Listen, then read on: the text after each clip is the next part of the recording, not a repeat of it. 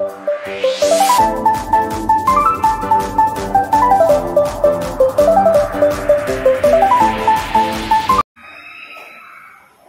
Bapa kami yang di sorga, tiba waktunya bagi kami untuk duduk diam dan membiarkan Roh-Mu berbicara kepada kami ya Tuhan, lewat firman Tuhan yang akan kami dengar. Kami buka hati kami dan seluruh jiwa roh kami, penuhi kami dengan Roh-Mu yang kudus, agar kami mengerti firman. Dan bukan hanya itu Tuhan, tapi agar kami mampu melakukannya, hidup dalam kemenangan sebagai anak-anak-Mu ya Tuhan. Terima kasih Bapa di surga, berbicaralah kepada kami. Kami siap mendengarkan firman. Di dalam nama Tuhan Yesus kami berdoa. Haleluya. Amin. Silakan duduk. Selamat pagi semuanya. Shalom. Shalom. Puji nama Tuhan. Bapak Ibu Saudara dikasih Tuhan, hari ini saya mau mengupas tentang doa Bapa kami. Ya. Saya sudah pernah ngomong, tapi saya akan mengupas ayat per ayat. Ya, nanti mungkin sambung menyambung nanti supaya ada beberapa sesi. Ya. Pertama-tama kita akan bersama-sama membaca di dalam Matius 8 ayat yang ke-9a. Ya, hanya yang bagian A saja, bagian A. Yang mari kita baca sama-sama, sudah ada di depan. Kita berdua, tiga. Karena itu berdoalah demikian, Bapa kami yang di sorga. Amin. Ya. Murid-murid minta Yesus mengajarkan berdoa. Karena murid-murid Yohanes juga diajarkan berdoa. Dan Yesus akhirnya mengajarkan sebuah doa kepada para muridnya, yang juga sampai sekarang kita selalu mengucapkannya, yang kita kenal dengan doa Bapa kami. Saya percaya bahwa doa adalah hal terpenting dalam hidup orang percaya. Doa adalah hal yang sangat penting dan paling penting sebenarnya di dalam kehidupan orang percaya. Tetapi doa seringkali menjadi hambatan kita. Seringkali kita melalaikan doa. Kita merasa terlalu sibuk. Kita merasa terlalu banyak yang harus kita kerjakan sehingga kita lalai berdoa. Dan kita menganggap doa, waktu berdoa itu menjadi penghalang untuk melakukan apa yang harus segera kita lakukan. Tetapi seperti yang ada, doa menjadi hal yang terpenting. Artinya bahwa kita menjadikan doa itu menjadi kesempatan setiap saat ketika kita berpikir, ketika kita berbicara, ketika kita bertindak, ketika kita merencanakan sesuatu, berdoalah. Awalilah dengan doa, karena doa itu penting. Yesus mengajarkan dalam ayat-ayat ini, dalam pasal 6 ini, di dalam ayat 5 sampai ayat 8, Yesus mengajarkan supaya para muridnya jangan seperti orang munafik kalau berdoa. Kita akan membahas ini. Orang munafik seperti orang Farisi yang berdoa di pinggir-pinggir atau di tengahnya di perempatan jalan berteriak-teriak supaya orang dan dia sebagai orang yang saleh. Itu sama dengan orang yang munafik.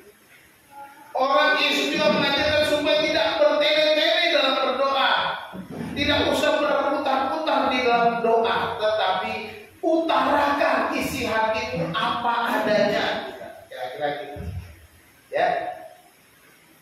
Juga di dalam bagian yang lain di dalam Alkitab, dalam Injil Lukas pasal 18 ayat 1 dikatakan Yesus menceritakan sebuah perumpamaan tentang hakim yang lain, mengajarkan supaya kita berdoa dengan tidak jemu-jemu. Jangan putus asa, jangan malas,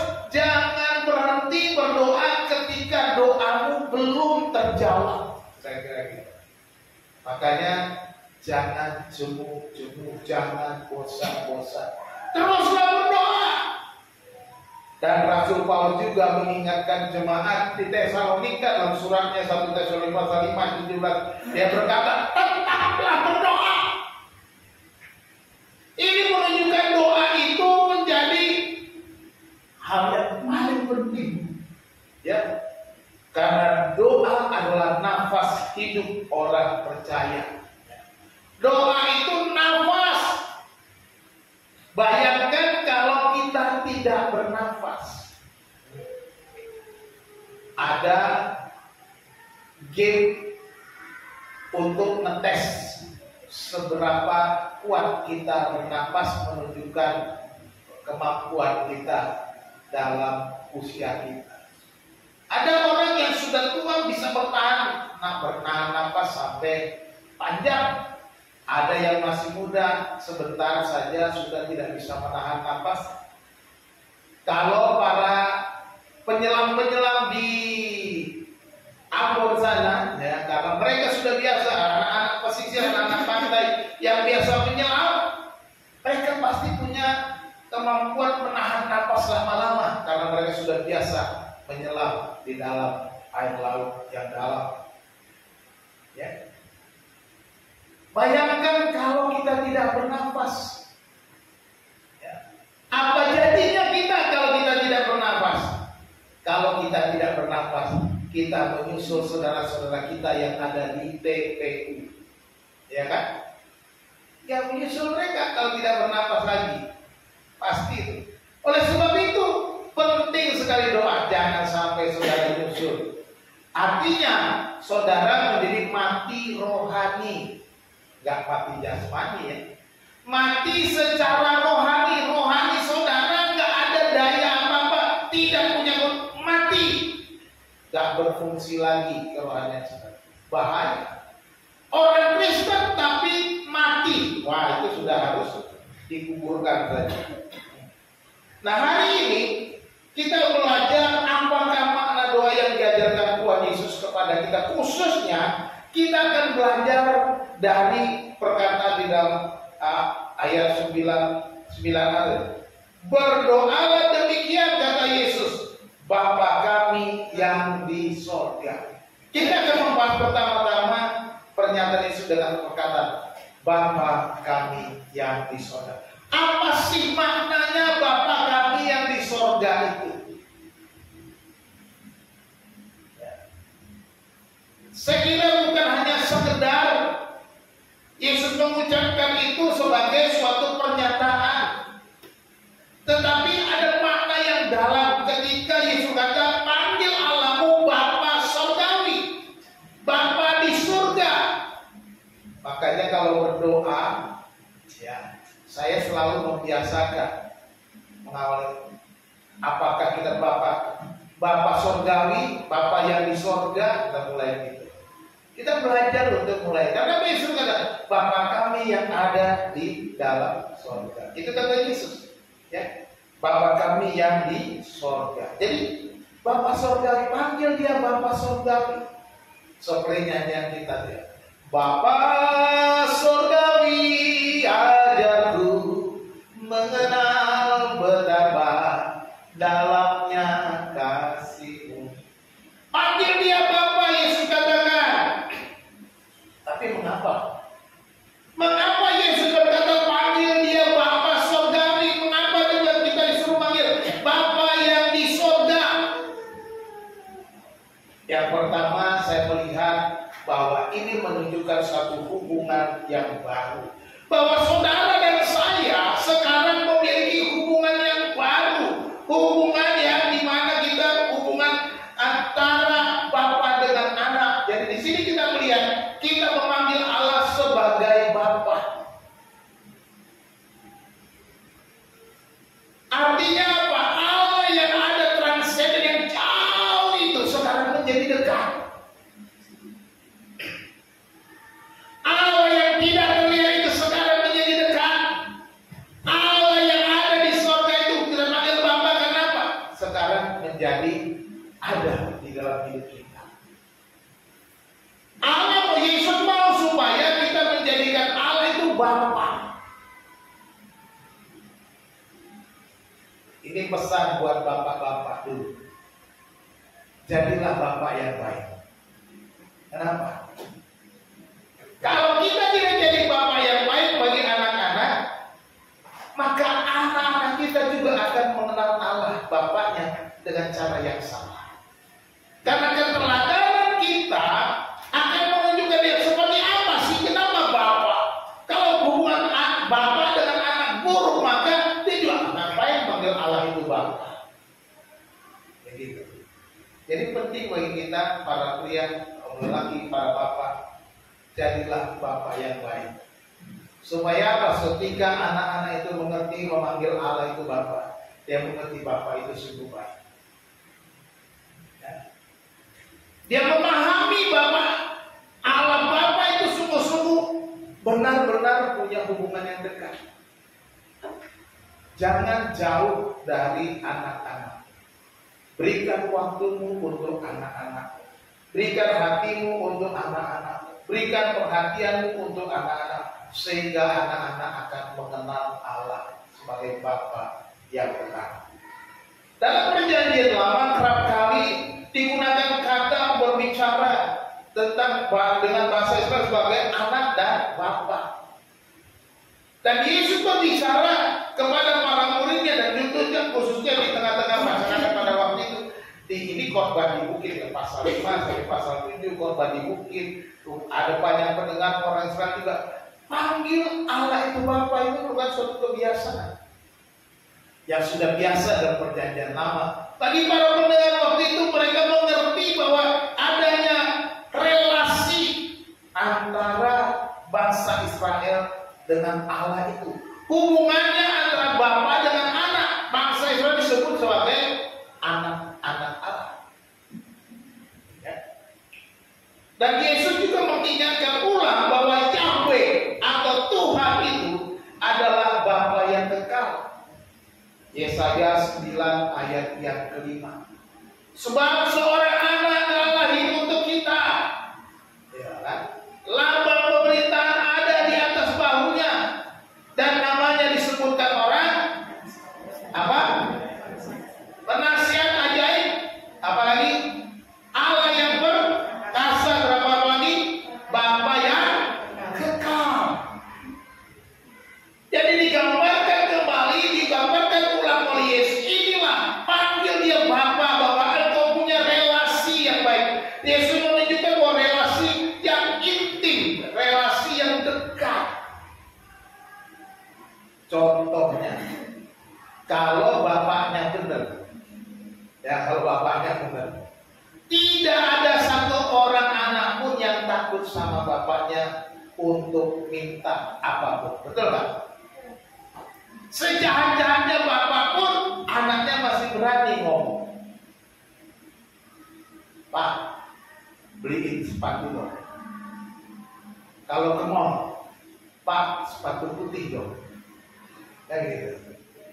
Mamanya, kamu itu sepatu putih terus. Bapaknya, ya udah, ayo ke sana. Kita cari sendiri. Jalanlah berdua. Cari sepatu. Pilih, Papa duduk aja. Dipilih. Dapatlah sepatu putih. Ya. Sepatu putih sudah diminta berbulan-bulan. Tetapi akhirnya terjawab juga. Seperti itu, tidak pernah jemput-jemput. Kenapa? Karena keintiman, karena kedekatan, karena tidak takut. Kita tidak perlu takut lagi datang kepada Tuhan. Karena apa? Dia Bapa kita. Kita tidak perlu takut lagi datang kepada Tuhan karena kita punya hubungan yang intim dengan Dia. Mau ngomong apa aja bisa. Karena Dia Bapa kita. Coba si Putra minta sepatu putih sama Pak Is, berani nggak? Kagak bakalan. Bukan bapaknya. Tadi Pak Is bilang, Apel, itu Putra minta sepatu putih ke saya. Kan begitu, nggak berani dia. Karena bukan bapaknya. Demikian juga kita, kalau kita berdoa, panggil itu bapakmu. Itu minta sama bapak. Makanya kalau di orang jualan, saya ingat zaman dulu tahun 70-an, 80-an, kalau naik bis, naik kereta api, pedagang jualan itu apa bilang? Sayang anak, kan begitu kan? Artinya apa? Orang tua itu karena sayang anak mau beli untuk oleh-oleh untuk anak-anaknya. Yang tukang jualan udah tahu strategi, makanya sayang anak, nggak dibilang sayang istri, sayang suami, nggak pernah saya dengar. Yang bilang sayang anak gitu. Ya bilang itu zaman dulu kalau naik bus saya. Zaman sekarang belum pernah saya dengar lagi karena saya jarang naik bus. Apa masih ada nggak ya? Udah jarang yang jual asongan di dalam bis. Apalagi di kereta api sudah nggak ada lagi pedagang asongan di kereta api. Jadi Yesus memberikan atau menekankan relasi yang ini relasi hubungan yang intim dengan begitu akrab dengan Tuhan, seperti bapa dengan anak. Inilah yang digambarkan. Sebagai gereja atau orang percaya, kita memiliki hubungan yang baru sebagai bapa dan anak. Kita diangkat sebagai anak-anaknya. Satu yang pasal 3 ayat 1 orang baca. Nah ini saya mau kita baca. 1 Yohanes pasal 3 ayat 1 mengatakan bahwa kita diangkat sebagai anak-anaknya. Silakan dibaca. Lihatlah betapa besarnya kasih yang dikaruniakan Bapa kepada kita, sehingga kita disebut anak-anak Allah. Dan memang kita adalah anak-anak Allah. Karena itu dunia tidak mengenal kita, sebab dunia tidak mengenal Dia. Haleluya. Betapa besarnya kasih Allah katanya, sehingga kita menjadi anak-anaknya. Jadi karena kasihnya Allah itu, Dia jadikan kita anak, Dia Bapa kita. Kita diangkat menjadi anak-anaknya. Luar biasa. Status baru, hubungan baru, diangkat sebagai anak, memiliki hubungan yang baru. Yang kedua yang kita mau lihat, apa makna kepanggilan Bapa? Dengan kita memanggil Dia Bapa, kita memiliki kesempatan emas. Amin. Jadi anak raja punya kesempatan emas gak untuk jadi raja? Pasti. Jadi anak raja punya kesempatan emas untuk dihormati masyarakat? Pasti. Itu raja. Tapi zaman saya nggak mau bicara politik. Anak presiden ya beda dengan anak raja. Kalau kerajaan beda dengan republik ya. Kalau kerajaan ini kita bicara kerajaan Allah. Kita anak-anak raja. Kita punya kesempatan emas. Jadi selain relasi yang intim, kata Bapa juga menunjukkan kedekatan kita dengan Dia. Ya, kedekatan. Artinya ada banyak kesempatan, ada banyak momen, ada banyak peluang-peluang untuk kita mendapatkan yang terbaik. Itu kesempatan emas. Ya. Karena Dia Bapa kita, arti Dia Allah yang adalah Bapa, maka kita punya peluang-peluang yang benar-benar luar biasa. Masa depan. Pegang firman Tuhan. Firman Tuhan katakan di dalam Tuhan masa depan semua ada. Pegang janji Tuhan, maka masa depanmu pasti ada. Jangan pernah ragu sedikit. Maka dengan iman. Ya. Jadi ini yang saya mau katakan, ini peluang, ini kesempatan emas, ini berarti ketika Dia jadi Bapa kita, ada peluang-peluang di mana kita memiliki kesempatan yang paling berharga sebagai anak dan bapa. Ya. Sebagai anak dan bapa.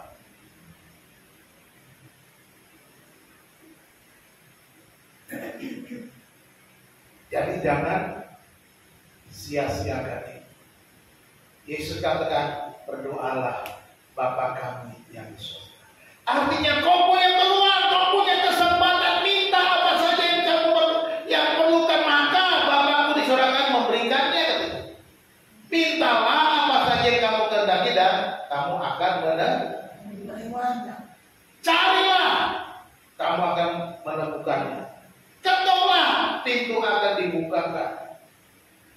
Ini janji Tuhan. Jadi kalau kita lihat ini berarti ada peluang besar bagi kita.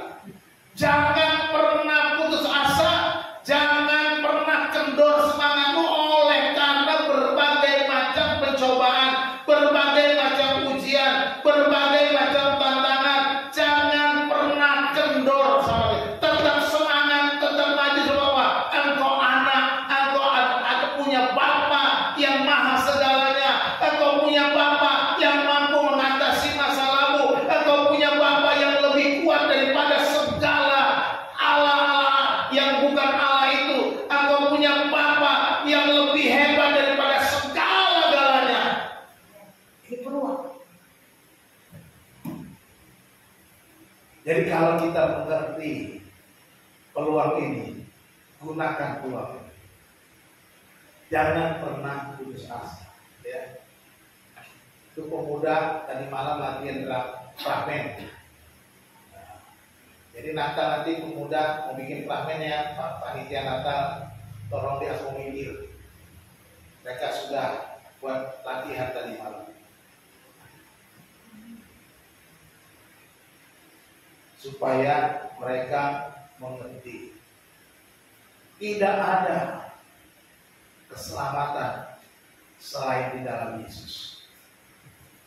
Tidak ada Bapa yang lebih baik selain di dalam Yesus. Bapa yang di surga menjadikan kita punya kesempatan paling berharga. Kedudukan sebagai anak menjadikan kita memiliki akses untuk mendapat kasih dan perhatian Bapa. Ya. Jadi ketika kita panggil dia Allah itu Bapa, maka aksesnya ada. Beberapa waktu yang lalu saya pergi ke sebuah gedung di Tamrin namanya Lipo Tamrin untuk ambil buku. Lalu saya ke resepsionis penerima tamu itu lalu tukar dengan kartu untuk kartu tamu. Memang cukup ketat masuk di sana. Untuk masuk ke lift aja mesti ngetep kayak masuk di busway itu, ngetep dulu. Habis itu mau masuk lift aja, saya memang begitu lift terbuka saya masuk. Saya nggak diterima. Pak keluar dulu Pak. Itu ngetep dulu Pak. Saya harus ngetep dulu. Karena ketika saya masuk saya pencet nomornya lantai yang saya tuju nggak mau. Jadi harus ditep dulu Pak. Artinya saya diberi akses ke lantai 5. Jangan sampai akses saya ke lantai yang lain. Itu ketatnya kantor itu luar biasa. Baru saya tahu. Jadi dengan kartu itu saya punya akses sampai ke lantai 5 untuk ketemu orang yang saya cari untuk mengambil buku itu. Nah sekarang saya mau katakan kita punya kesempatan emas, kita punya akses kepada Bapa sekarang di dalam Yesus Kristus. Karena kita punya Yesus Kristus, kita punya keselamatan di dalam Yesus. Inilah akses, kartu akses supaya kita bisa memanggil dia Bapa yang di sorga. Kita punya akses sampai di sorga. Kita punya akses memiliki apa yang ada di sorga. Kita punya akses menjadi kesempatan peluang kita untuk mendapatkan apa yang kita harapkan. Peluangnya kalau nggak ada aksesnya, kau nggak dapat apa-apa, gitu ya. Kedudukan sebagai anak menjadikan kita memiliki akses, mendapat kasih Bapa, mendapatkan perhatian Bapa, mendapatkan kebaikan Bapa, mendapat seluruh keberadaan Bapa itu. Ya, tapi kan kalau digambarkan juga, kita bukan lagi hamba yang berbatasan dengan seorang tuan. Karena kita sudah jadi anak. Memang ada satu bagian bahwa kita menjadi hamba Tuhan, artinya sebagai anak kita harus melayani Tuhan sebagai seorang hamba dengan ketundukan, dengan kesetiaan, dengan loyalitas. Tetapi sebagai anak, dibedakan sebagai hamba kita tidak lagi sebagai budak yang terikat. Kalau hamba dikontraskan antara budak dengan anak. Budak itu terikat, nggak punya hak apa-apa. Budak itu dibeli, ya. Seorang budak bisa ditebus, bisa dibeli bisa diangkat menjadi anak tergantung tuannya. Sekarang kita dirubah. Yang tadinya kita budak dari dosa, diperhamba oleh dosa, kita sekarang menjadi beda tuan dan diangkat menjadi anak. Ini luar biasa. Yang kita terima menjadikan kita punya akses Bapa yang di surga. Ingat, ketika Bapa yang di surga berbicara Bapa yang di surga, orang yang mendengar paham itu berbicara tentang Allah yang ada di atas sana, Allah yang tidak mereka lihat, Allah yang telah memimpin mereka keluar dari Mesir sampai ke tanah perjanjian, Allah yang sudah memberikan mereka nabi-nabi, Allah yang sudah memberikan raja-raja, Allah yang memberikan pertolongan yang ajaib dalam hidup mereka. Allah itulah yang ada di surga itu. Sebab apa? Allah Israel beda dengan Allah bangsa-bangsa lain. Allah bangsa-bangsa lain itu bisa kelihatan wujudnya dalam bentuk patung-patung, dalam bentuk binatang-binatang, dalam bentuk orang. Bahkan raja-raja pun menganggap dirinya sebagai Allah, sebagai dewa yang harus disembah. Itu yang terjadi. Tetapi orang Israel diajarkan Allahmu ada di surga. Allahmu memang tidak terlihat, tetapi nyata kuasamu. Allahmu memang tidak terlihat, tetapi nyata kekuatannya, nyata kehadirannya, nyata mukjizatnya di dalam kehidupan bangsa itu. Ini yang harus kita pegang. Ya. Sekarang kita menjadi anak-anak oleh karena darah Yesus Kristus. Kita bukan menjadi anak oleh karena kita suku Israel, tetapi oleh karena darah Yesus yang sudah menebus kita, sehingga kita ditebus dari kutuk hukum Taurat, supaya kita diterima menjadi anak. Kita ditebus dari kutuk hukum, sehingga kita tidak lagi diperhamba, tetapi menjadi anak-anak yang merdeka. Anak-anak yang punya akses, yang punya kesempatan emas untuk mendapatkan kasih dan perhatian Bapa. Apa sih yang kita perlukan? Makanya lalu tadi pembukaan, Aba Bapa. Lebih dari segalanya, ku ingin Kau Tuhan, emas, perak, dan permata tiada artinya. Ku ingin lebih dekat bersekutu denganmu. Jadikan ku hamba setia kepadamu. Lebih dari segalanya, apa beda keadaannya dibandingkan Allah kita? Kita memiliki Dia, itu sudah segala-galanya bagi kita. Sebab kita punya akses, kita punya peluang-peluang mendapatkan apa yang kita perlukan. Yang ketiga, memanggil Dia Bapa yang di surga, menyatakan bahwa kita adalah pewaris kerajaan Allah. Haleluya. Amin. Kita adalah pewaris kerajaan Allah. Yesus mengatakan bahwa Bapa ada di dalam surga. Bapa yang di surga, ya. Bukan Bapa yang kelihatan, bukan Bapa yang patung-patung, bukan Bapa berupa orang-orang, berupa pohon, berupa binatang-binatang, tetapi Bapa yang di surga. Semua orang merindukan kehidupan kekal. Semua orang merindukan bersama Bapa di surga. Tetapi kita bersyukur karena kita sudah menjadi anaknya, maka kita adalah pewaris kerajaan surga. Jika kita adalah anak dan Allah adalah Bapa kita, maka kita adalah ahli waris kerajaan surga. Galatia pasal 4 ayat yang ke-7. Silakan satu orang membaca ayat ini. Saya berani ayat-ayat ini akan kita baca karena ayat-ayat ini penting. bahwa kita adalah ahli waris kerajaan surga. Galatia 4 ayat 7. Silakan.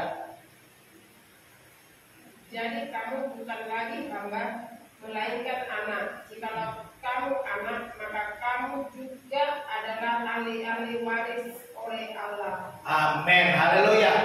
Kamu bukan lagi hamba, tetapi anak. Jikalau kamu anak, maka kamu adalah ahli waris. Luar biasa. Kita memanggil dia Bapa yang di surga, berarti kita punya ahli waris kerajaan surga. Kita mewarisinya. Artinya apa? Bahwa kita dijamin untuk mendapatkan kehidupan yang kekal. Artinya bahwa kita dijamin bahwa kita akan bersama-sama dengan Bapa, tinggal bersama di istana yang kekal itu di surga. Sebuah istana tersedia bagiku di atas bukit indah dan megah. Sebuah istana, a palace, katakan ya. Aku akan menyediakan tempat bagimu.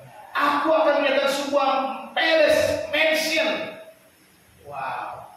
Di sini sih boleh ngontrak. Ingat, di sana hebat. Jangan takut. Tidak apa-apa ngontrak. Ya, yang penting hati kita dekat dengan Tuhan. Tidak apa-apa ngontrak. Yang penting selalu menyertai panggil dia Bapa. Selalu punya hubungan. Selalu ada dalam doa. Selalu gunakan waktumu. Jangan jadikan doa itu penghalang gerak langkah. Tetapi jadikan doa itu sebagai awal dari semua gerak langkah. Sibuk Pak, gak sempat, udah telat. Doa dulu. Doamu gak perlu panjang-panjang bertele-tele. Sebelum berangkat, walaupun kau sudah telat, Tuhan, aku mau berangkat bekerja. Aku sudah terlambat, aku serahkan perjalanan. Lindungi aku agar tidak tergesa-gesa. Agar aku selamat sampai ke tujuan. Berkati semua langkah, berkati semua singkat, padat, berangkat. Itu saja. Nggak perlu nangis-nangis. Tuhan tolong saya Tuhan. Itu terlambat Tuhan. Nggak perlu. Nanti kelamaan jadi drama Korea. Nggak usah drama Korea kalau mau udah telat pakai drama Korea. Nggak usah, kan jangan bertele-tele, jangan munafik. Ya udah doa saja singkat, padat, berangkat. Yang penting ini tidak usah. Jadi jadikan jangan maaf udah doainnya lumayan masa mau berangkat mamanya suruh doain. Doa sendiri dong, doa kok nitip. Nah kalau mau nitip itu duit, nitip duit, jangan nitip doa ya. Jadi kan kita disebut ahli waris kerajaan surga. Dan Roma 8 ayat 17 berkata bahwa sebagai ahli waris kita berhak menerima janji-janji Allah. Roma 8 ayat 17, silakan baca. Roma 8 ayat 17. Ayo, jangan 88. Roma 8 ayat 17. Dan jika kita adalah anak, maka kita juga adalah ahli waris. Maksudnya orang-orang yang berhak menerima janji-janji Allah. Haleluya. Yang akan menerimanya bersama-sama dengan Kristus, yaitu jika kita menderita bersama-sama dengan Dia, supaya kita juga dipermuliakan bersama-sama dengan Dia. Amin. Haleluya. Kita berhak menerima janji-janji Allah yang kita terima bersama-sama dengan Kristus. Ketika Kristus dimuliakan, kita berhak menerima janji-janji Allah. Ku terima janji Allah dari kaum Yehuda. Kan kita terima janji Allah di dalam Kristus Yesus diberikan kepada kita. Banyak janji. Saya selalu ingatkan. Di sini terlalu banyak janji. Janji kekuatan, janji penghiburan, janji penggenapan, banyak janji.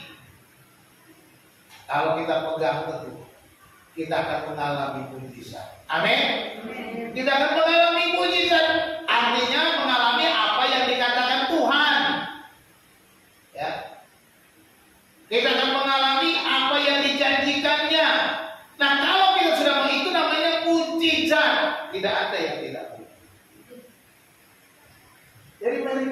janji-janjinya. Kerajaan surga juga berbicara tentang hidup yang kekal, di mana dikatakan bahwa kita akan makan bersama Abraham, Ishak dan Yakub.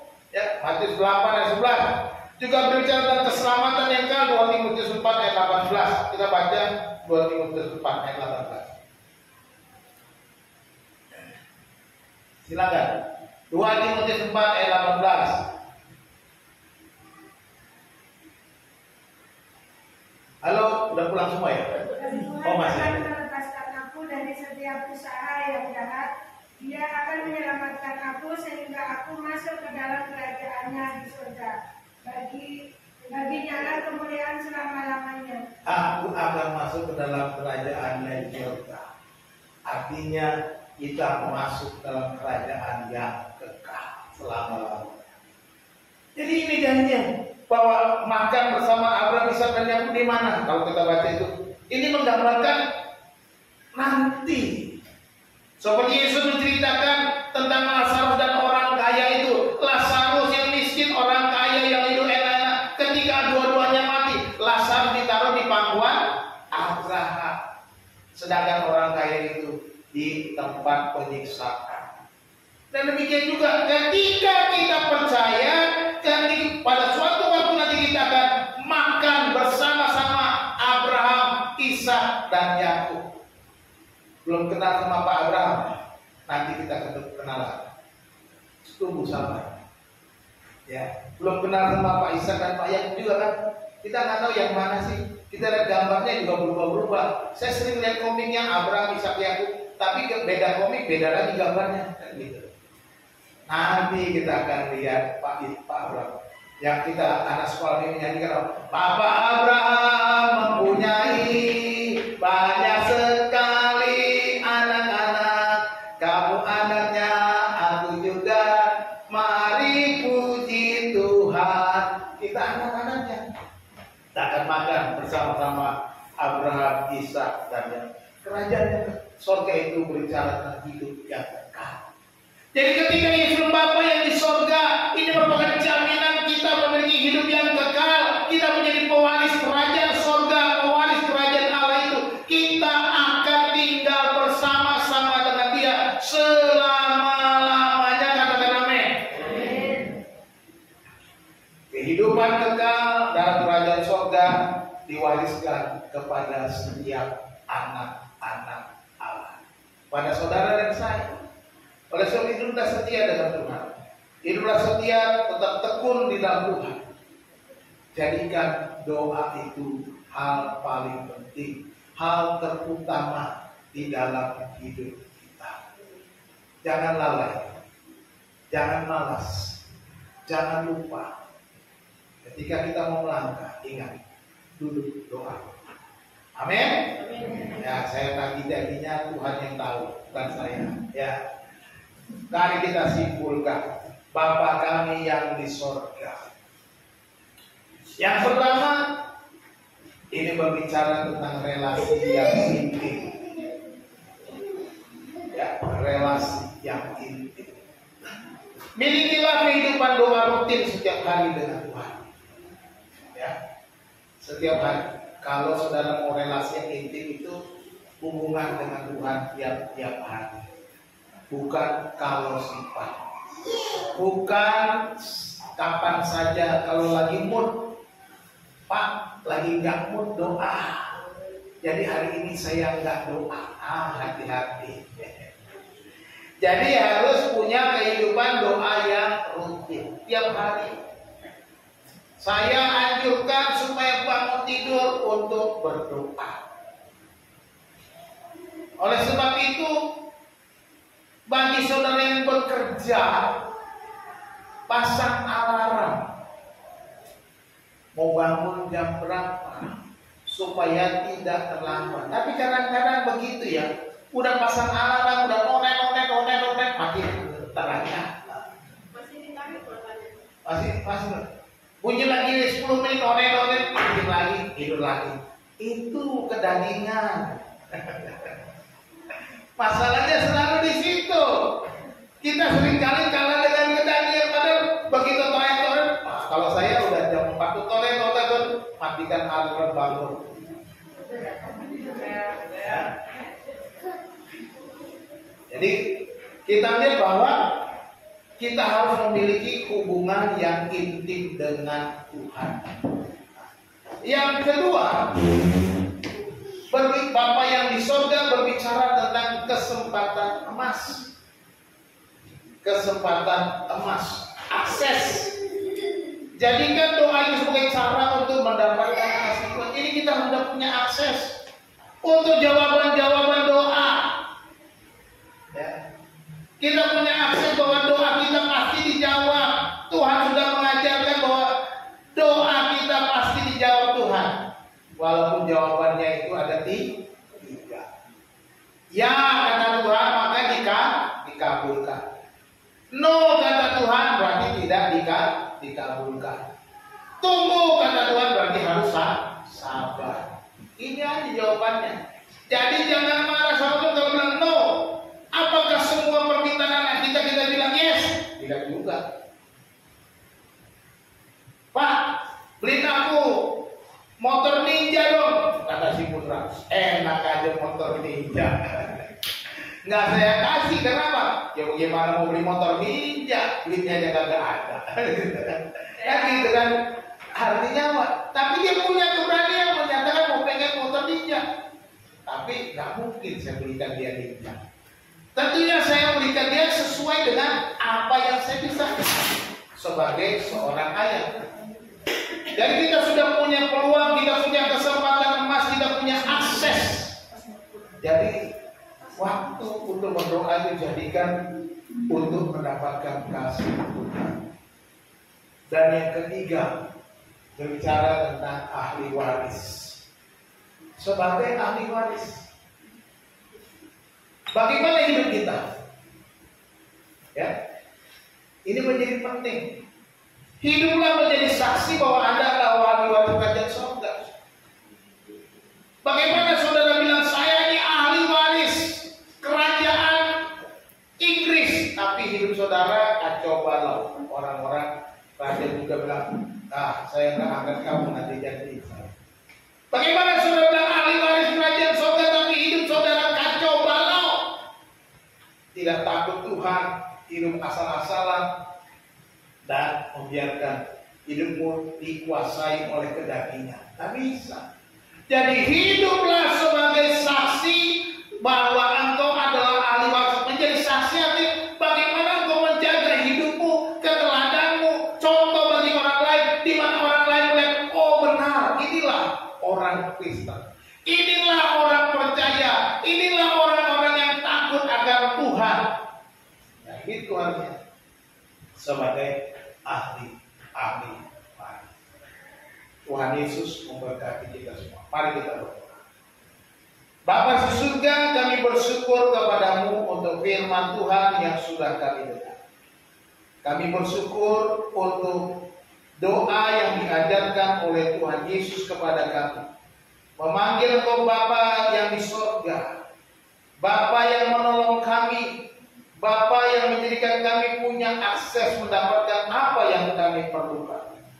Bapa yang di surga menjadikan kami ahli waris kerajaan surga. Bapa, terima kasih. Pagi hari ini kami belajar firman Tuhan. Biarlah Engkau Tuhan menolong kami untuk kami hidup di dalam doa. Menjadikan doa itu yang terutama, menjadikan doa itu yang terpenting dalam hidup kami.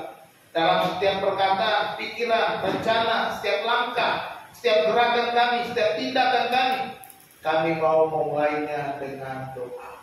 Ajar kami Tuhan untuk taat dan setia, menyatakan bahwa kami adalah ahli waris kerajaan surga. Terima kasih Tuhan, hamba-Mu selesai berbicara ya Bapa. Tolonglah kami semua ya Tuhan, Roh Kudus, Engkau sendiri yang mengingatkan kami hari lepas hari, supaya kami menjadi pelaku-pelaku firman, menjadi pendoa-pendoa yang hidup dalam kebenaran. Terima kasih Tuhan, kami bersyukur kami memiliki janji-janji yang tak terbatas untuk mendapatkan kasih dan perhatian. Terima kasih Bapa, kami bersyukur dan berdoa hanya di dalam nama Tuhan kami Yesus Kristus. Haleluya. Amin.